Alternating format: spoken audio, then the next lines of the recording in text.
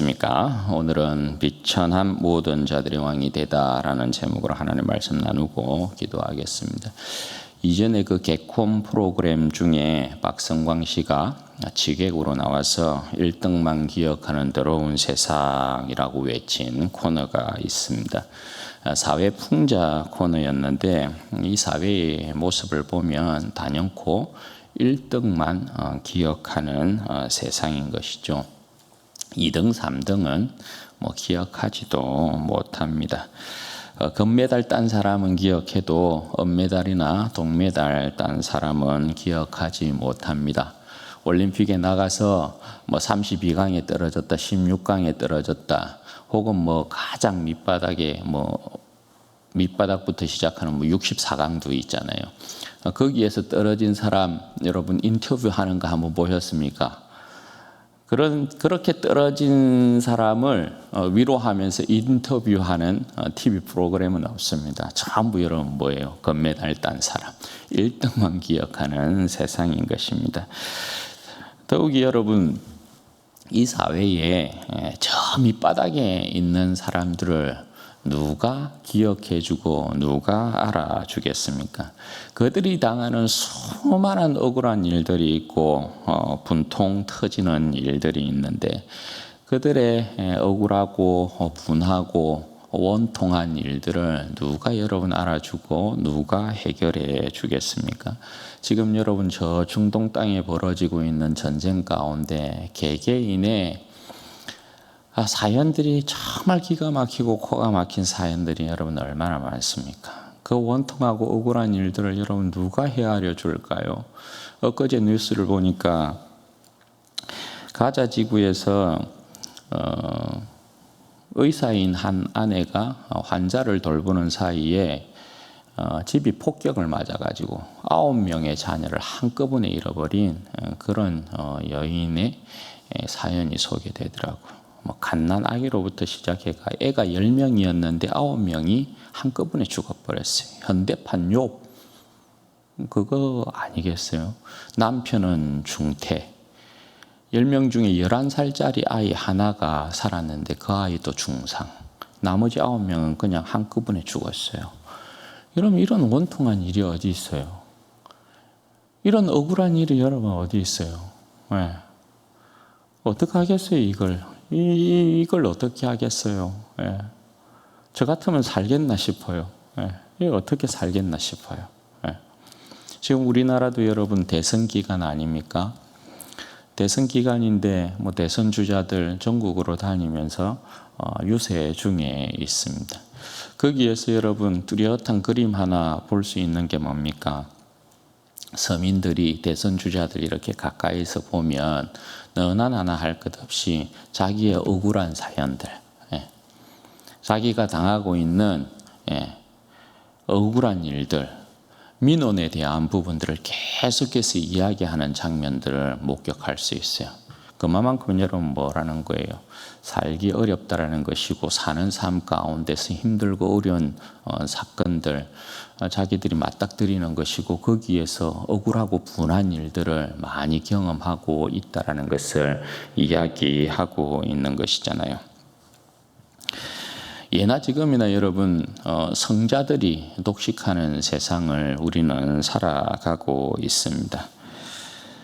연약하고 나약한 자들, 사회 밑바닥에 있는 자들을 그 누구도 알아주지 않는다라는 것입니다. 그런데 오늘 본문은 다윗이 환난당한 자들, 빚진 자들, 마음이 원통한 자들의 왕이 되고 있는 내용입니다.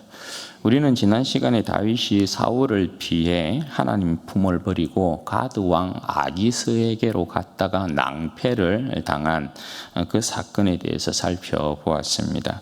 다윗이 그 일에 있어서 중심으로 하나님 앞에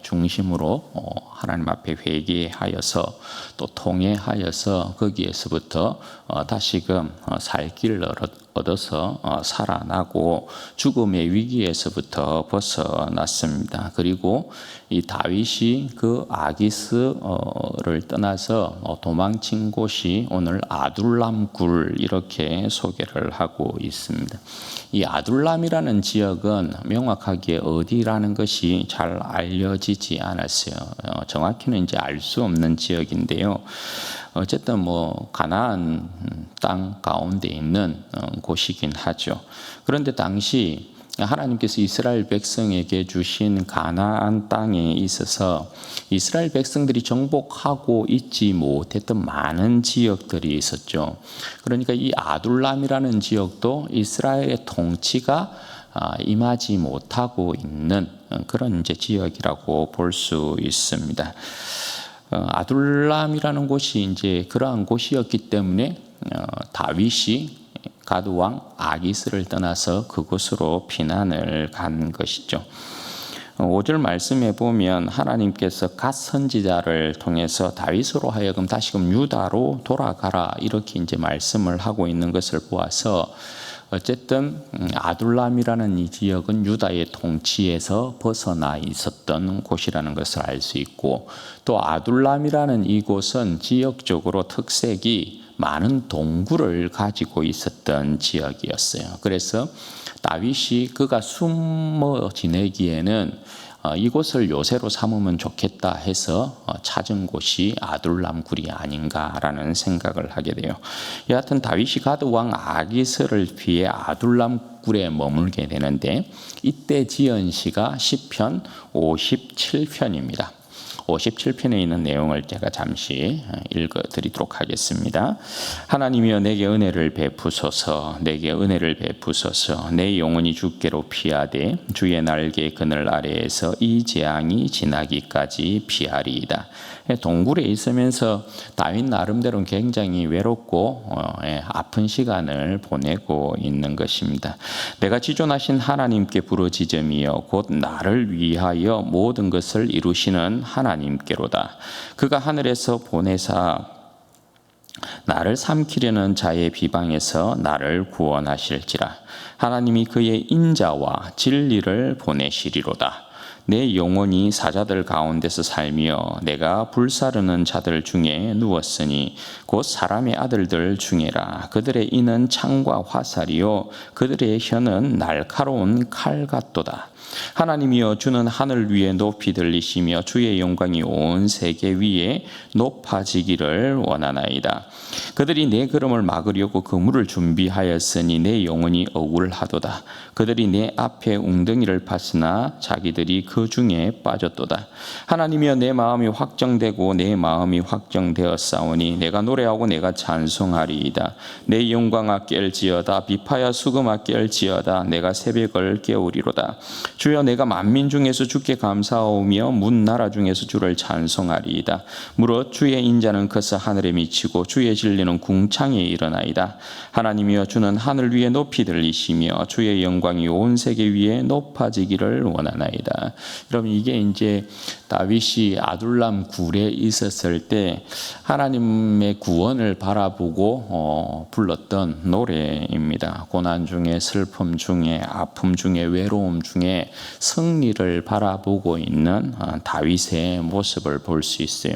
이 57편의 내용을 보면 다윗이 어떻게 보면 가장 밑바닥에서 가장 높이 계신 가장 영화로우신 하나님을 가장 영광스럽게 찬양하고 있는 그러한 노래가 57편이라고 할 수 있습니다. 그러니까 이 다윗은 아둘람 굴에서 지금 가장 자기의 인생을 그야말로 유일하게 구원할 수 있는 분으로 하나님을 이렇게 생각하고 있는 것이고 그 하나님께서 자신의 인생을 구원하실 것이다 그렇게 이제 고백을 하고 있는 것이고 그러므로 이 다윗이 지금 노래하고 있는 이 내용을 보면 하나님께서 나를 구원하실 것이라는 이 확신 가운데 여기에 보면 비파야 수금아 깰지어다 내가 새벽을 깨우리로다 막 이렇게 고백을 하잖아요.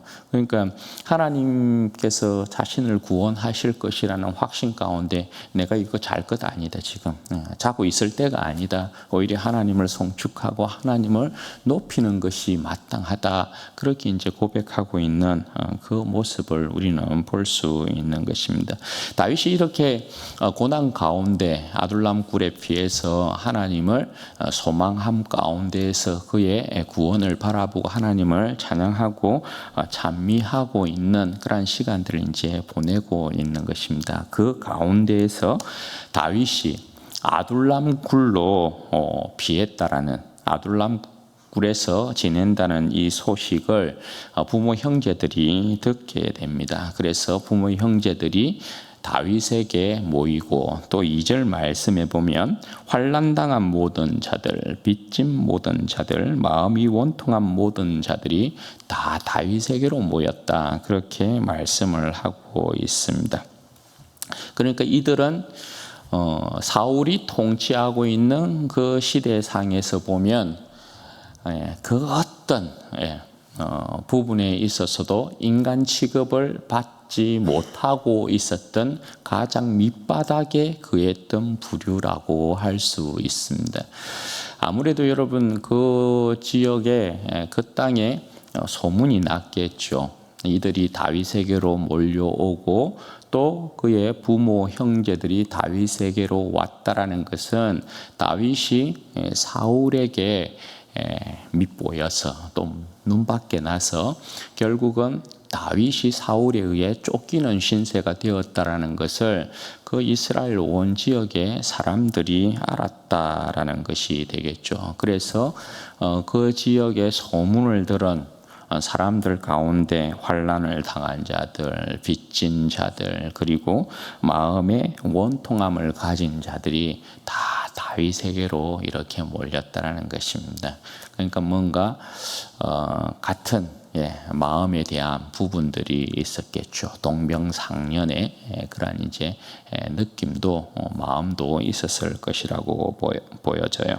그렇게 해서 모여든 자들이 400명 가량이었단 말입니다. 그리고 그들 가운데서 다윗이 무엇이 되었다고요? 우두머리, 곧 대장이 되었다. 그들의 왕이 되었다. 그렇게 말씀하고 있습니다.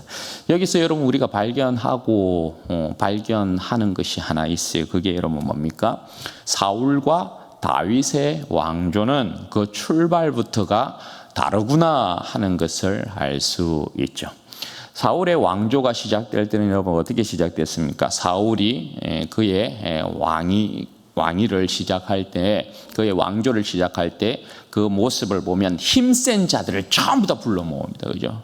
그렇게 해서 사울의 왕조가 출발하고 있는 것을 보게 돼요. 그와 반면에 다윗의 왕조는 어떻게 시작이 되는 것이에요? 다윗은 정반대로 환난당한 자들, 빚진 자들, 마음에 원통한 자들이 모여서 시작되고 있다라는 것입니다. 사회에서 가장 연약하고 나약하고 볼품 없는 자들을 통해 그 왕조가 시작되고 있다라는 것입니다. 그러니까 다윗을 통해 세우시는 하나님의 나라는 그 성격이 여러분 어떤 성격이라는 거예요?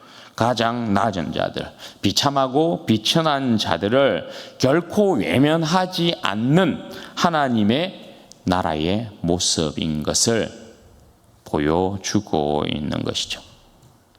그리고 3절과 4절에 끼어 있는 내용이 다윗이 그 부모를 인하여서 이제 모압 왕에게로 그 부모를 데리고 간 사건이에요.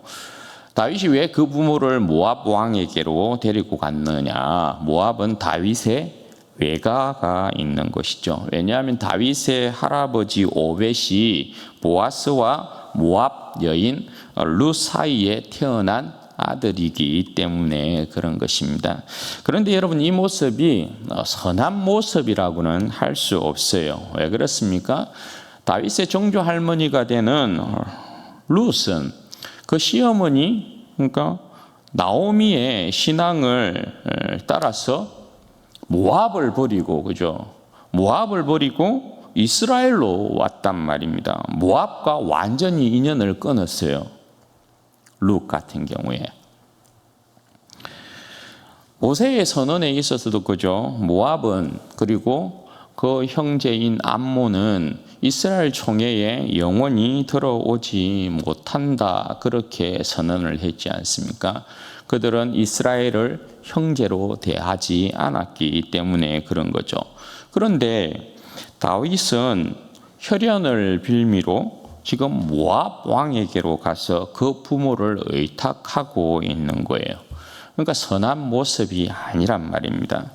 이 베들레헴에 흉년이 들었다고 모압 땅으로 갔던 엘리멜렉과 나오미와 같은 모습을 하고 있는 다윗이라고 할 수 있는 것입니다.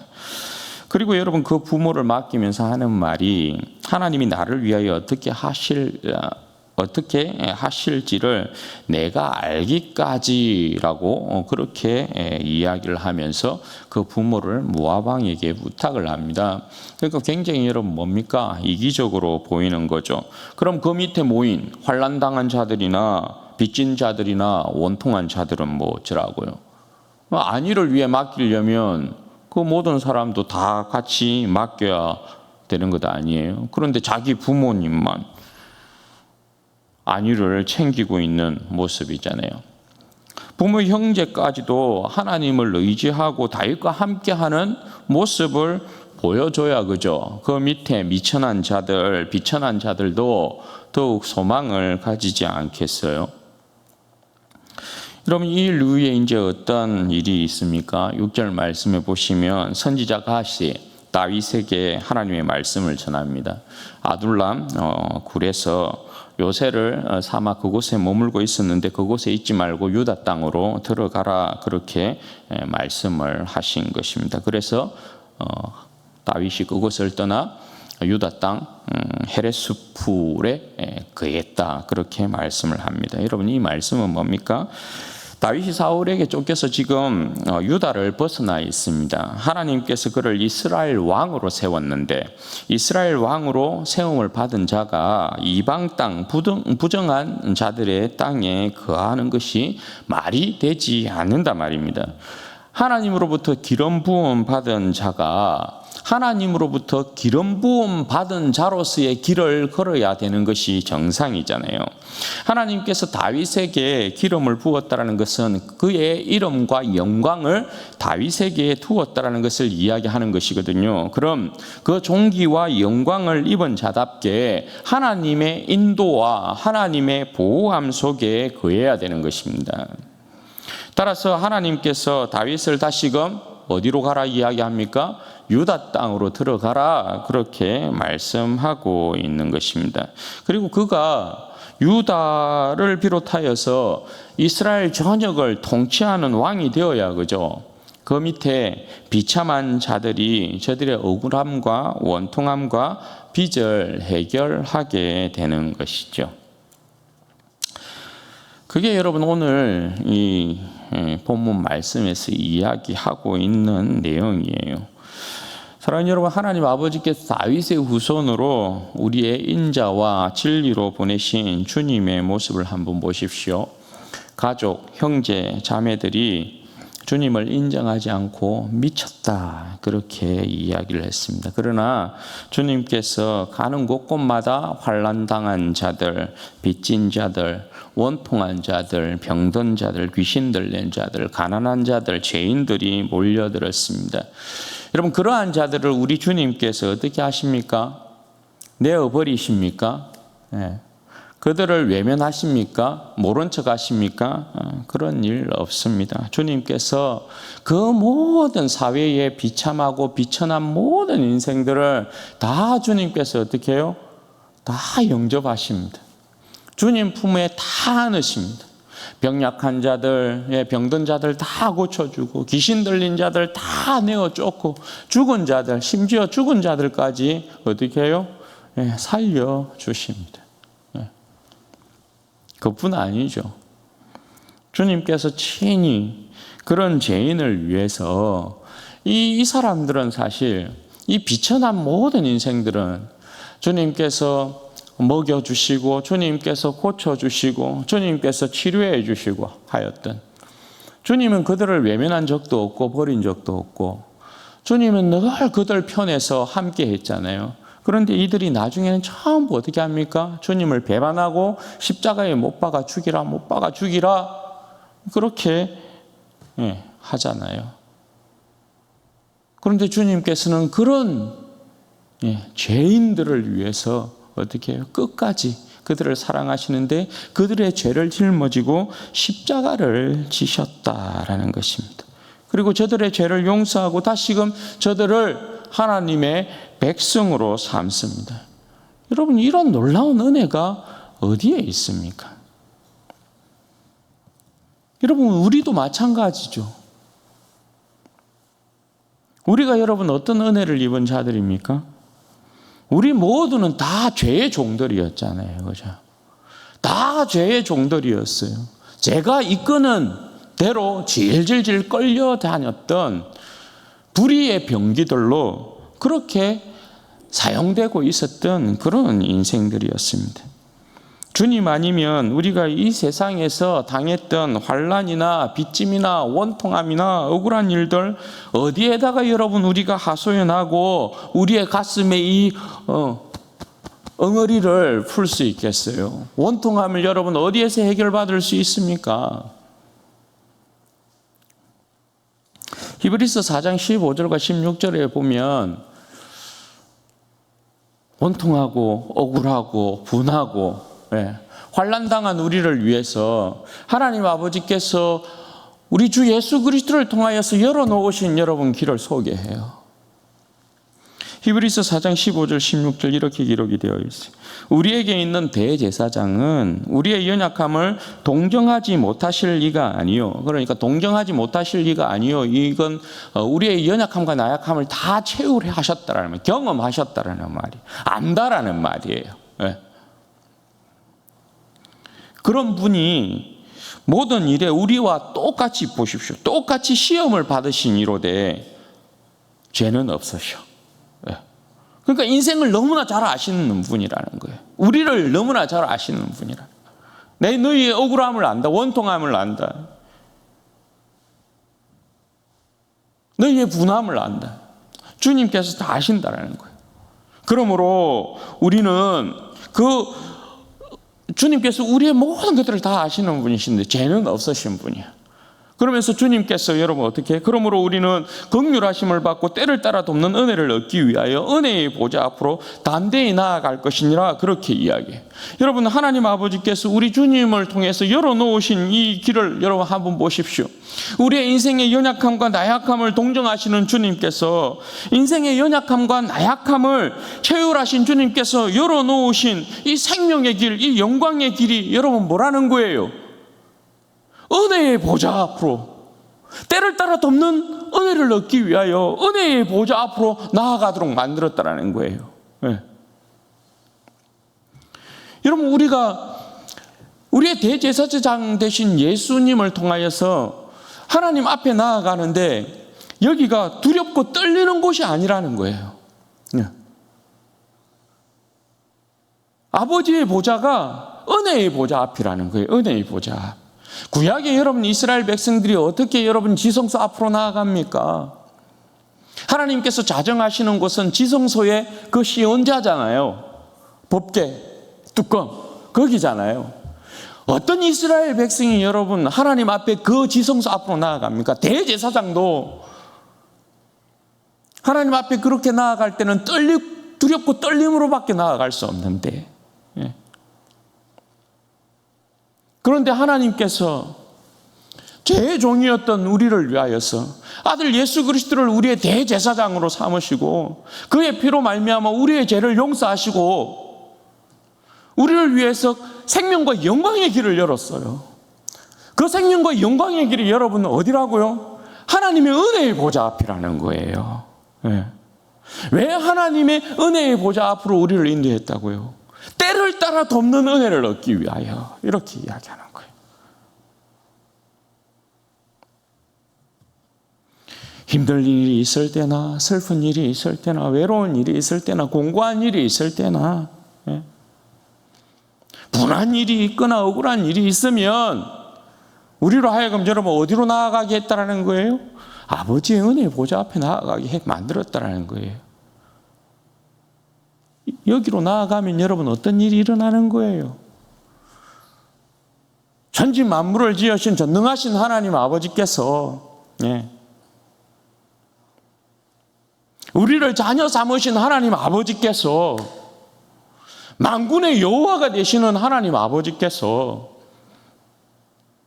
그가 기뻐하시는 대로 그 언약을 이루는 여호와 하나님께서 우리의 삶을, 우리의 문제를 해결하신다는 건 아닙니까? 그러니 여러분, 우리가 환난에서 벗어나지 못할 일이 있겠습니까? 우리가 여러분 빚을 탕감받지 못할 일이 있겠습니까? 원통함을 여러분 받지 못할 일이 있겠습니까? 여러분 전도서 3장에 보면 전도서 기자가 솔로몬이 범사에 기한이 있다, 때가 있다 이렇게 말하잖아요. 3장에 보면 이렇게 이야기하거든요. 범사에 기한이 있고 천하 만사가 다 때가 있나니, 보십시오. 날 때가 있고 죽을 때가 있으며, 심을 때가 있고 심은 것을 뽑을 때가 있으며, 죽을 때가 있고 치료할 때가 있으며, 헐 때가 있고 세울 때가 있으며, 울 때가 있고 웃을 때가 있으며, 슬퍼할 때가 있고 춤출 때가 있으며, 돌을 던져버릴 때가 있고 돌을 거둘 때가 있으며, 안을 때가 있고 안는 일을 멀리할 때가 있으며, 찾을 때가 있고 잃을 때가 있으며, 지킬 때가 있고 버릴 때가 있으며, 찢을 때가 있고 깨맬 때가 있으며, 잠잘 때가 있고 말할 때가 있으며, 사랑할 때가 있고 미워할 때가 있으며, 전쟁할 때가 있고 평화할 때가 있느니라. 그러면서 뒤에 이어지는 말이요, 일하는 자가 그의 수고로 말미암아 무슨 유익이 있으랴, 이렇게. 여러분, 우리는 우리의 인생을 살아가며 수많은 때를 맞이합니다. 그렇죠? 수많은 때가 우리의 인생 가운데 여러분 찾아오고 이루어져요. 그 때를 우리는 만나게 돼요. 그런데 여러분, 우리가 만나는 수많은 때 있잖아요. 오늘 솔로몬이 이야기하고 있는 범사에 기한이 없고 천하 만사에 다 때가 있는데, 날 때로부터 시작해서 죽을 때, 여러분 모든 우리가 만나는 이때에 하나님의 은혜가 필요하지 않는 때가 있습니까? 오늘 우리의 인생 가운데 펼쳐지는 수많은 때가 있는데, 정한 기한이 있는데, 그 정한 기한과 그 때에 하나님의 은혜가 우리 가운데 필요 없는 때가 있습니까?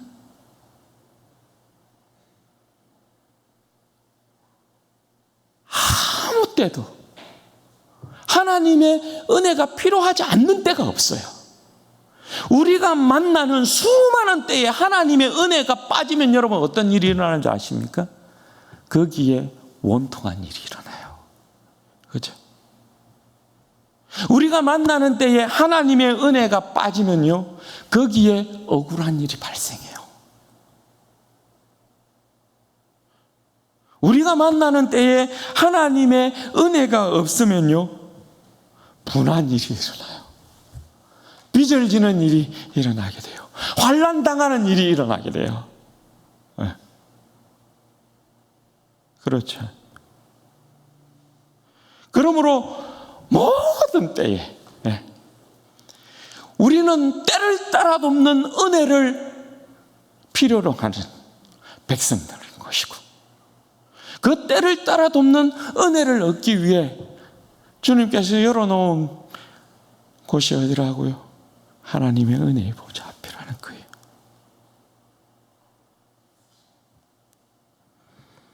여러분, 하나님께서 지키시고 보호하지 않으면 아무 소용이 없어요. 범사에 때가 있는데, 오늘 솔로몬이 어떻게 일한다고 이야기하고 있다고요? 일하는 자가 그의 수고로 말미암아 무슨 유익이 있으랴.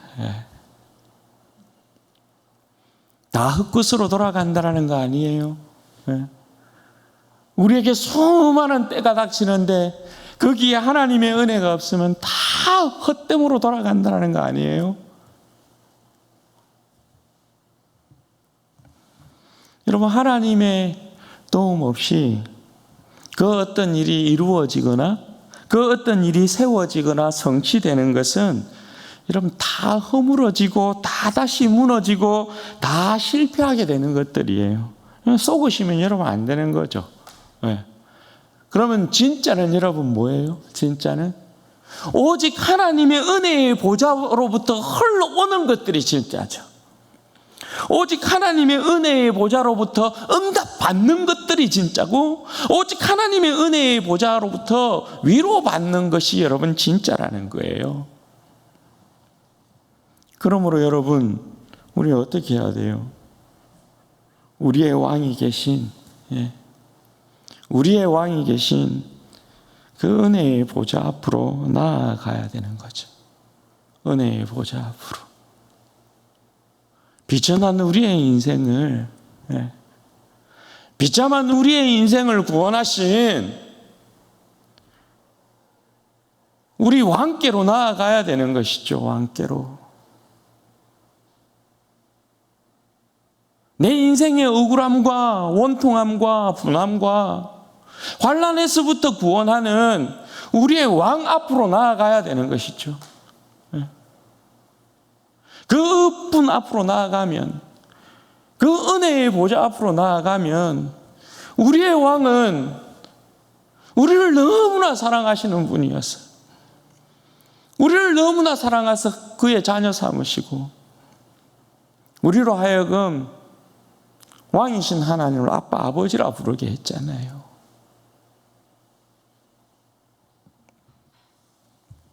그분 앞으로 나아가면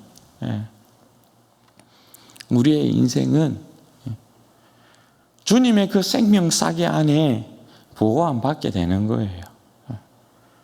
우리가 가지고 있는 원통한 일이나 빚진 일이나 환난당하는 일이나 억울한 일이나 어떤 근심이나 어떠한 걱정이나 우리를 누르고 있는, 우리의 인생을 험으로 돌리는 그 모든 일에서부터 하나님 아버지께서 우리의 인생을 복되고 영광스럽고 진짜 생명을 가진 자로 여러분 우리를 세우신다는 거예요. 그러므로 사랑하는 여러분, 오직 하나님 아버지의 그 은혜의 보좌 앞으로 나아가셔서 오늘 여러분들의 마음을 쏟아 놓으십시오. 여러분의 마음을 쏟아 놓으면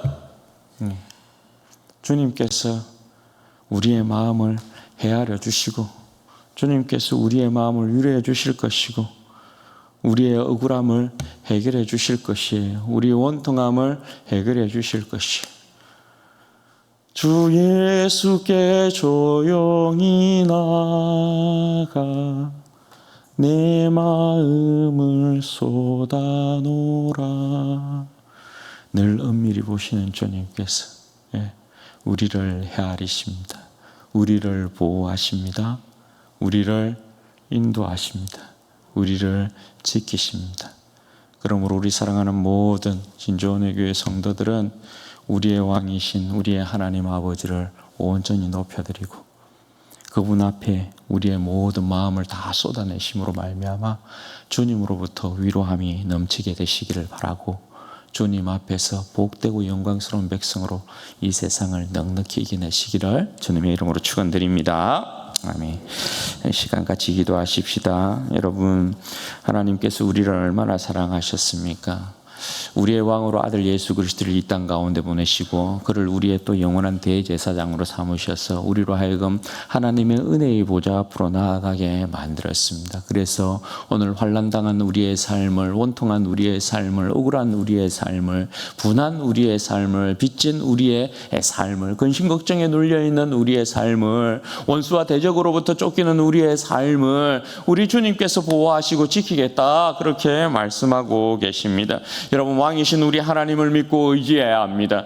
여러분, 이 시간이, 이 자리가 하나님의 은혜의 보좌 앞인 줄로 믿습니다. 이 시간에 아버지 앞에 기도할 때 아버지 내 인생을 끝까지 붙들어 주옵소서. 오늘 여러분 마음 가운데 환난이 있습니까? 근심 걱정이 있습니까? 이러한저러한 어려움들이 있습니까? 주님 앞에 다 쏟아내시고 아버지 하나님, 이 인생을 붙들어 주시기를 원합니다. 이 인생이 오직 주님을 찬양하고 찬미하는 그러한 복된 백성으로 설 수 있도록 주여 은혜를 주옵소서. 우리 주여 한번 부르짖고 기도하십시다.